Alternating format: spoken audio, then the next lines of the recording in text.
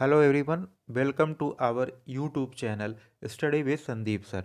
आज हम आप लोगों के लिए दीनदयाल उपाध्याय गोरखपुर विश्वविद्यालय द्वारा BA first year first semester geography, जिसका सब्जेक्ट कोड GEO 101 है और जिसका पेपर आईडी 8291 है, का आंसर की आप लोगों के लिए लेकर आए हैं।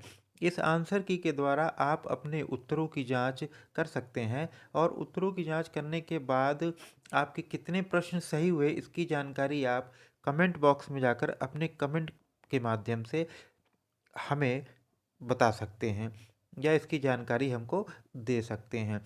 यदि यह वीडियो आपको अच्छा लगे तो इसको लाइक कीजिएगा और यदि आप हमारे चैनल पे नए हैं तो चैनल को सब्सक्राइब करना मत भूलिएगा, क्योंकि आगामी प्रश्न पत्र जो भी विश्वविद्यालय के द्वारा लिए जाएंगे उसकी आंसर की हम इस चैनल पे लेके आएंगे और आपको उसका नोटिफिकेशन मिल जाएगा, इसलिए चैनल को सब्सक्राइब करना मत भूलिए। आइए हम आज के प्रश्न पत्र में आए हुए प्रश्नों को देखना प्रारंभ करते हैं। आज के जो प्रश्न पत्र में कुल 40 प्रश्न आपसे पूछे गए थे, जिसमें पहला प्रश्न जो है वो आपसे पूछा गया था कि संभववाद के पिता कौन है। जो 4 विकल्प दिए गए हैं उसमें से सही जो आपका उत्तर होगा ऑप्शन सी, ब्लास। ब्लाश को संभववाद का पिता कहा जाता है, तो प्रश्न संख्या 1 का ऑप्शन सी आपका सही उत्तर होगा। अब हम आगे चलते हैं प्रश्न संख्या 2 की ओर, जिसमें आपसे पूछा गया है कि इन्फ्लुएंस ऑफ जियोग्राफिक एनवायरनमेंट नामक पुस्तक किसकी रचना है। तो जो 4 विकल्प दिए गए हैं उसमें से जो सही विकल्प होगा विकल्प बी, EC सैम्पुल। प्रश्न संख्या 2 का ऑप्शन बी आपका सही उत्तर होगा। EC सैम्पुल द्वारा इन्फ्लुएंस ऑफ ज्योग्राफिक एनवायरनमेंट नामक पुस्तक लिखी गई है। अब अगले प्रश्न की ओर हम चलते हैं, प्रश्न संख्या 3, जिसमें आपसे पूछा गया है कि कॉस्मॉस किसकी कृति है। तो जो 4 ऑप्शन दिए गए हैं उसमें से आपका जो सही उत्तर होगा ऑप्शन सी, हमबोल्ड की। हमबोल्ड की जो है कृति कॉस्मॉस है। तो प्रश्न संख्या 3 का जो सही उत्तर होगा वो होगा ऑप्शन सी। अगला प्रश्न यानी प्रश्न संख्या 4 को हम देखते हैं, जिसमें आपसे पूछा गया है कि परिवर्तन प्रकृति का जो है नियम है। परिवर्तन प्रकृति का नियम है, यह कथन किस भूगोलवेत्ता का है। तो इसका जो सही उत्तर होगा वह होगा ऑप्शन डी, हटिंगटन। परिवर्तन प्रकृति का नियम है, यह हटिंगटन का कथन है। प्रश्न संख्या 4 का ऑप्शन डी आपका सही उत्तर होगा।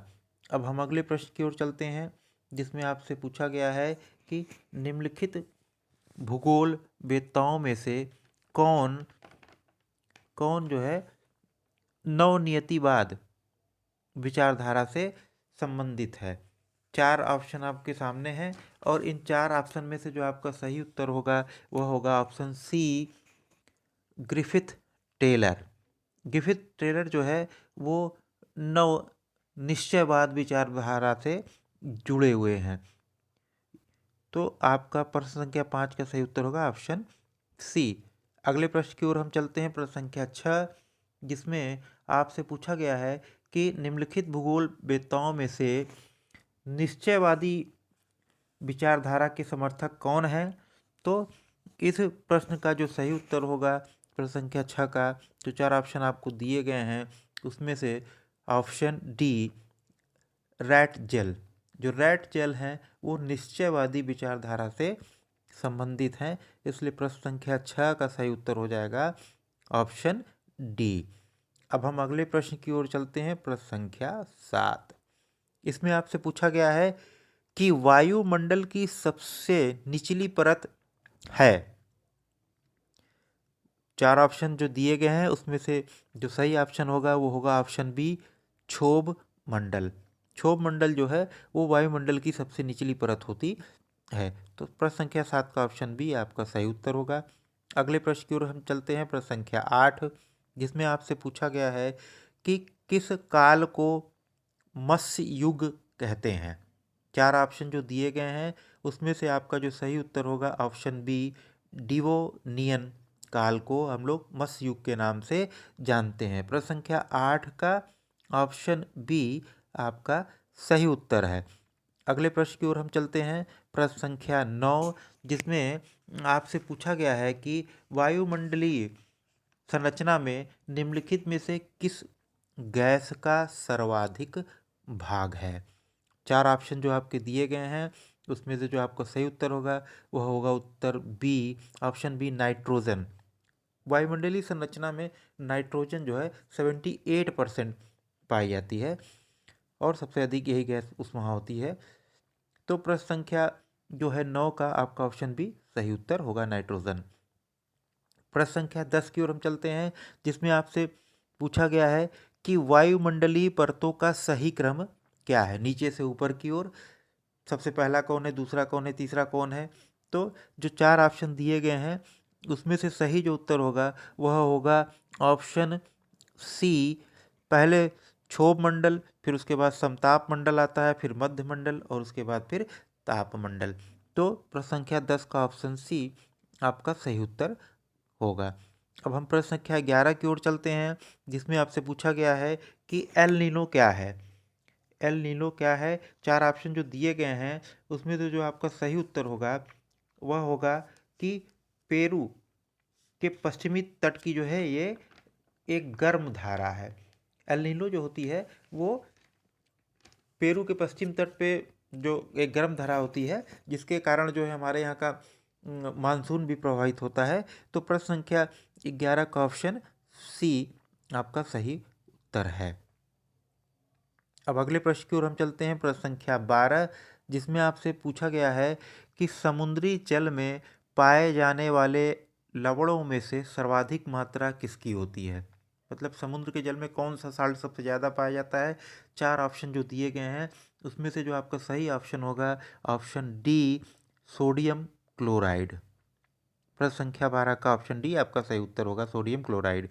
प्रश्न संख्या 13 की ओर हम चलते हैं, जिसमें आपसे पूछा गया है कि सर्वाधिक लवणता पाई जाती है। 4 सागरों के नाम दिए गए हैं और इसमें आपसे पूछा गया कि सबसे ज़्यादा लवणता किस सागर में पाई जाती है। तो इस प्रश्न का जो सही उत्तर होगा वो होगा ऑप्शन बी, मृत सागर, डेड सी में। प्रश्न संख्या 13 का ऑप्शन बी आपका सही उत्तर होगा। अगला प्रश्न, प्रश्न संख्या 14, जिसमें आपसे पूछा गया है कि ग्रहाणु ग्रहाणु परिकल्पना कब प्रस्तुत की गई है। ये जो प्रश्न है इसका जो है सही उत्तर होगा ऑप्शन बी, 1904 और 5 में। 1904 और 5 में ग्रहाणु से परिकल्पना जो है वह प्रस्तुत की गई थी। तो प्रश्न संख्या 14 का ऑप्शन बी आपका सही उत्तर होगा। प्रश्न संख्या 15 की ओर चलते हैं हम, जिसमें आपसे पूछा गया है कि पृथ्वी की उत्पत्ति से संबंधित सिद्धांत नहीं है। जो 4 ऑप्शन दिए गए उसमें से सही उत्तर होगा option D, big bang theory या महाविस्फोट का सिद्धांत। ये जो है पृथ्वी की उत्पत्ति से संबंधित नहीं है। प्रश्न संख्या 15 का ऑप्शन डी आपका सही उत्तर होगा।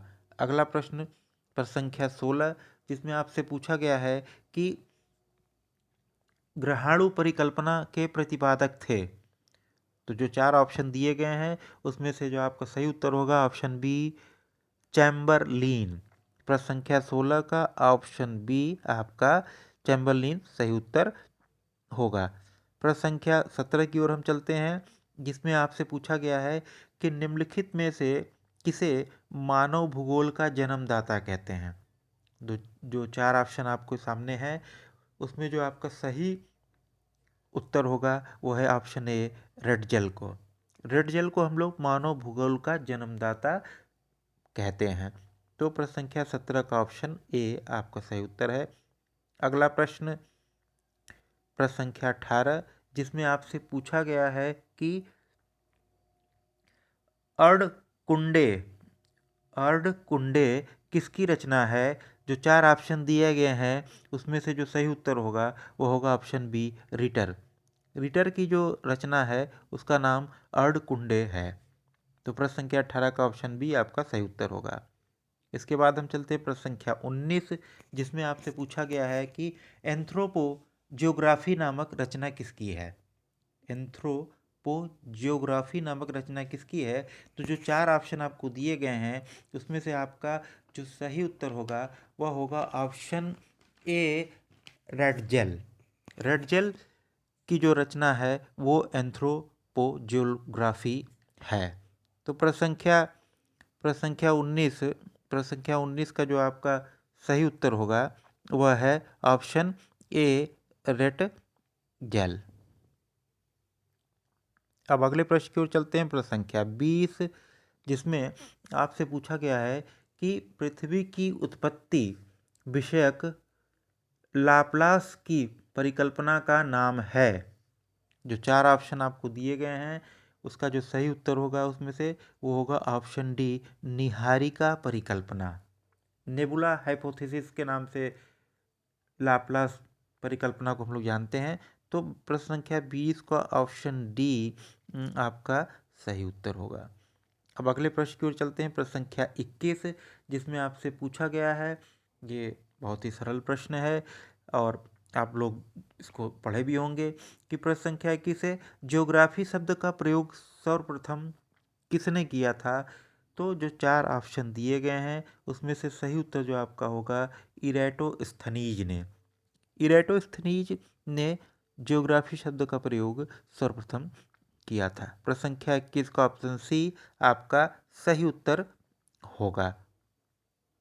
अब हम आगे चलते हैं प्रश्न संख्या 22 की ओर, जिसमें आपसे पूछा गया है कि वैज्ञानिक आधार पर पृथ्वी की उत्पत्ति को समझने का प्रयास सर्वप्रथम किसने किया था। तो जो 4 ऑप्शन दिए गए हैं उसमें आपका जो सही उत्तर होगा वो होगा ऑप्शन ए, कांट के द्वारा। कांट ने सबसे पहले वैज्ञानिक आधार पर पृथ्वी की उत्पत्ति को समझने का प्रयास किया। तो प्रश्न संख्या 22 का ये आपका सही उत्तर होगा। अब हम चलते हैं अगले प्रश्न की ओर, प्रश्न संख्या 23, जिसमें आपसे पूछा गया है कि भूगोल के जनक कौन हैं। इसके पहले भी आपसे भी पूछा गया था कि जियोग्राफी शब्द का प्रयोग सबसे पहले किसने किया। तो उन्हीं को हम लोग जो है भूगोल के जनक भी मानते हैं। तो जो 4 ऑप्शन प्रश्न संख्या 23 में दिए गए हैं उसमें से जो आपका सही उत्तर होगा वो होगा इरेटोस्थनीज। इरेटोस्थनीज को हम लोग भूगोल का जनक कहते हैं। अब प्रश्न संख्या 23 की ओर हम चलते हैं, जिसमें आपसे पूछा गया है कि प्रश्न संख्या 23 हो गया जिसमें भूगोल के जनक का था। अब प्रश्न संख्या 24 की ओर हम चलते हैं, जिसमें कि आपसे पूछा गया है कि पृथ्वी की उत्पत्ति संबंधी वायव्य राशि परिकल्पना प्रस्तुत की थी। 4 ऑप्शन जो आपको दिए गए हैं उसमें से जो सही उत्तर आपका होगा वो होगा कांट। कांट ने जो है पृथ्वी की उत्पत्ति संबंधी जो है वायव्य राशि परिकल्पना को दिया हुआ है। तो प्रश्न संख्या 24 का ऑप्शन बी आपका सही उत्तर होगा। अब अगले प्रश्न की ओर हम चलते हैं, प्रश्न संख्या 25, जिसमें आपसे पूछा गया है कि कांट ने वायव्य राशि परिकल्पना प्रस्तुत की थी। देखिए 24वें प्रश्न का उत्तर आपको 25वें प्रश्न में ही मिल जा रहा है यदि आप पेपर को ध्यान से पढ़ेंगे तो। इसमें पहले पूछा किसने दी और पूछ लिया कि कब प्रस्तुत की है। तो कांट ने वायव्य राशि परिकल्पना प्रस्तुत की थी 1755 में, यानी प्रश्न संख्या 25 का जो सही उत्तर होगा वो होगा ऑप्शन सी, 1755 में। अगले प्रश्न की ओर हम चलते हैं, प्रश्न संख्या 26, जिसमें आपसे पूछा गया है कि पृथ्वी की उत्पत्ति संबंधी ज्वारीय परिकल्पना प्रस्तुत की थी। तो इसका जो 4 विकल्प दिए गए उसमें से सही उत्तर होगा वो होगा जेम्स जीन्स। जेम्स जीन ने पृथ्वी की उत्पत्ति संबंधी ज्वारीय परिकल्पना प्रस्तुत की थी। तो प्रश्न संख्या 26 का जो सही उत्तर होगा ऑप्शन डी। अब हम अगले प्रश्न की ओर चलते हैं, प्रश्न संख्या 27, जिसमें आपसे पूछा गया है कि द्वैतारक परिकल्पना है, बाइनरी स्टार हाइपोथेसिस क्या है। तो जो 4 विकल्प दिए गए हैं उसमें से आपका सही उत्तर जो होगा ऑप्शन सी, उल्का पिंड परिकल्पना। प्रश्न संख्या 27 का ऑप्शन सी आपका सही उत्तर होगा। अब हम अगले प्रश्न की ओर चलते हैं, प्रश्न संख्या 28, जिसमें आपसे पूछा गया है कि ब्रह्मांड की उत्पत्ति संबंधी बिग बैंग सिद्धांत किसने दिया। तो जो चार ऑप्शन दिए हैं उसमें से आपका जो सही उत्तर होगा वो होगा जॉर्ज लेमेटेयर। जॉर्ज लेमेटेयर ने ब्रह्मांड की उत्पत्ति संबंधी बिग बैंग सिद्धांत को दिया था। प्रश्न संख्या 28 का जो सही उत्तर होगा वो होगा ऑप्शन सी। अब हम आगे चलते हैं प्रश्न संख्या 29 की ओर, जिसमें आपसे पूछा गया है, ये भी बहुत ही सिंपल, बहुत ही सरल प्रश्न है, जिसमें आपसे पूछा गया कि पृथ्वी के कितने प्रतिशत भाग पर जल पाया जाता है। तो जो चार ऑप्शन दिए गए हैं उसमें से सही उत्तर होगा ऑप्शन सी 71%। 71% जो है पृथ्वी का भाग वो जल से घिरा हुआ है और 29% पे स्थल भाग है। तो 29 का जो ऑप्शन सी आपका सही उत्तर होगा। अब आगे हम चलते हैं प्रश्न संख्या 30 की ओर, जिसमें आपसे पूछा गया है कि महाद्वीपीय और महासागर किस किस जो है श्रेणी के उच्चायवच हैं। महाद्वीपीय और महासागर किस श्रेणी के उच्चावच हैं। तो जो चार ऑप्शन दिए गए हैं उसमें से आपका ऑप्शन बी द्वितीय श्रेणी के, यह सही उत्तर होगा। प्रश्न संख्या 30 का ऑप्शन बी द्वितीय श्रेणी सही उत्तर है। अब आगे हम चलते हैं प्रश्न संख्या 31 की ओर, जिसमें आपसे पूछा गया है कि संवहन धारा सिद्धांत किसने प्रस्तुत किया। The conventional current theory was given by, इसका जो सही उत्तर होगा, जो चार ऑप्शन दिए गए हैं प्रश्न संख्या 31 का, वो होगा ऑप्शन ए होम्स ने। होम्स ने संवहन धारा सिद्धांत को प्रस्तुत किया था। प्रश्न संख्या 31 का ऑप्शन ए आपका सही उत्तर होगा। अब हम चलते हैं प्रश्न संख्या 32 की ओर, जिसमें आपसे पूछा गया है कि लोथियन ग्रीन का चतुष्फलिक सिद्धांत संबंधित है।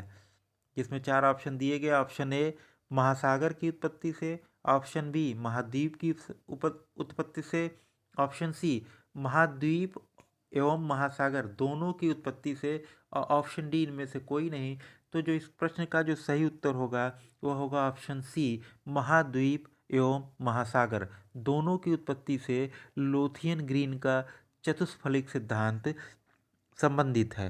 प्रश्न संख्या 32 का ऑप्शन सी आपका सही उत्तर होगा। अब हम अगले प्रश्न की ओर चलते हैं, जिसमें आपसे पूछा गया है कि तापीय संकुचन सिद्धांत का प्रतिपादन किया था। जो चार ऑप्शन दिए गए हैं उसमें से आपका जो सही उत्तर होगा वो होगा जेफ्रीज ने। जेफ्रीज ने तापीय संकुचन सिद्धांत का प्रतिपादन किया था। प्रश्न संख्या 23 का ऑप्शन सी आपका सही उत्तर है। अगला प्रश्न प्रश्न संख्या 34, जिसमें आपसे पूछा गया है कि प्लेट शब्द का सर्वप्रथम प्रयोग किसने किया था। तो जो चार ऑप्शन दिए गए हैं उसमें से आपके जो सही उत्तर होगा वो होगा टूजो विल्सन। टूजो विल्सन ने प्लेट शब्द का सर्वप्रथम प्रयोग किया था। अब हम आगे चलते हैं प्रश्न संख्या 35 की ओर। तो 34 का आंसर जो होगा प्रश्न संख्या 34 का, कि प्लेट शब्द का प्रयोग सर्वप्रथम टूजो विल्सन ने किया था, ये आपका सही उत्तर होगा। आगे हम चलते हैं प्रश्न संख्या 35 को देखते हैं इसमें क्या आपसे पूछा गया है। तो प्रश्न संख्या 35 में आपसे पूछा गया है कि महाद्वीपीय विस्थापन सिद्धांत के प्रतिपादक थे। The continental drift theory was propounded by, यानी महाद्वीपीय विस्थापन सिद्धांत के प्रतिपादक जो चार ऑप्शन दिए गए हैं उसमें से आपका जो सही उत्तर होगा ऑप्शन है अल्फ्रेड वेगनर। अल्फ्रेड वेगनर ने महाद्वीपीय विस्थापन सिद्धांत को दिया था या उसका प्रतिपादन किया था।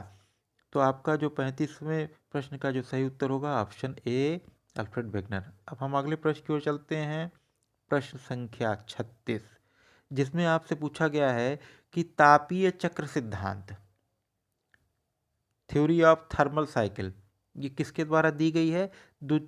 तो आपके प्रश्न पत्र में जो प्रश्न संख्या 36 में चार विकल्प दिए गए हैं उसमें से जो सही उत्तर होगा वो होगा ऑप्शन बी जॉली के द्वारा। जॉली ने तापीय चक्र सिद्धांत को दिया था। अब आगे चलते हैं प्रश्न संख्या 37 की ओर, जिसमें आपसे पूछा गया है कि किस युग को कोयला युग के नाम से जानते हैं। किस युग को कोयला युग के नाम से जानते हैं, ये प्रश्न संख्या 37 में आपसे पूछा गया है। तो जो 4 विकल्प दिए गए हैं उसमें से आपका जो सही विकल्प होगा विकल्प सी कार्बनीफेरस। कार्बनीफेरस युग को हम लोग कोयला युग के नाम से जानते हैं। प्रश्न संख्या 37 का विकल्प सी आपका सही उत्तर होगा। अब हम चलते हैं प्रश्न संख्या 38 की ओर, जिसमें आपसे पूछा गया है कि महान हिमकाल किसे कहते हैं, the great ice age. 4 option जो इसमें दिए गए हैं इसमें से सही उत्तर आपका होगा ऑप्शन सी प्लीस्टोसीन। प्लीस्टोसीन को हम लोग महान हिमकाल युग के नाम से जानते हैं, यानी प्रश्न संख्या 38 का ऑप्शन सी आपका सही उत्तर होगा। अब हम चलते हैं प्रश्न संख्या 39 की ओर, जिसमें आपसे पूछा गया है कि हिमालय की उत्पत्ति किस युग में हुई थी। हिमालय की उत्पत्ति किस युग में हुई थी, ये प्रश्न संख्या 39 में आपसे पूछा गया है। और इसके जो 4 विकल्प दिए गए हैं इसमें से जो सही विकल्प होगा वो है ऑप्शन ए इयोसीन युग में। इयोसीन युग में हिमालय की जो है वह उत्पत्ति हुई थी। अब इस प्रश्न पत्र का अंतिम प्रश्न यानी 40वां प्रश्न, जिसमें आपसे पूछा गया है कि किस युग को डायनासोर युग कहते हैं। और जो 4 विकल्प इसमें दिए गए हैं उसमें से आपका जो सही उत्तर होगा वो होगा ऑप्शन सी जुरासिक। जुरासिक काल को हम लोग डायनासोर का युग कहते हैं। तो इस प्रकार 40 प्रश्न के उत्तर आप लोगों को प्राप्त हो गए हैं। आप लोग इससे अपने उत्तर की जांच कर लें और कितने प्रश्न आपके सही हुए इसकी जानकारी आप कमेंट के माध्यम से हम तक पहुंचा दीजिएगा। और इस वीडियो को अच्छा लगे अगर आपको यह वीडियो, तो इसको लाइक कीजिएगा, शेयर कीजिए, और चैनल पे नए हैं तो चैनल को सब्सक्राइब करना मत भूलिएगा। तो ये आपका आज का जो है प्रश्न पत्र था उसका ये पूरा आंसर की मेरे द्वारा आप लोग के सम्मुख लाया गया। और अगले जो आपकी आगामी परीक्षा जियोग्राफी 102 की होगी उसका भी आंसर की मेरे द्वारा चैनल पे जो है लाया जाएगा, इसलिए आप लोग चैनल को सब्सक्राइब अवश्य कीजिएगा। जय हिंद।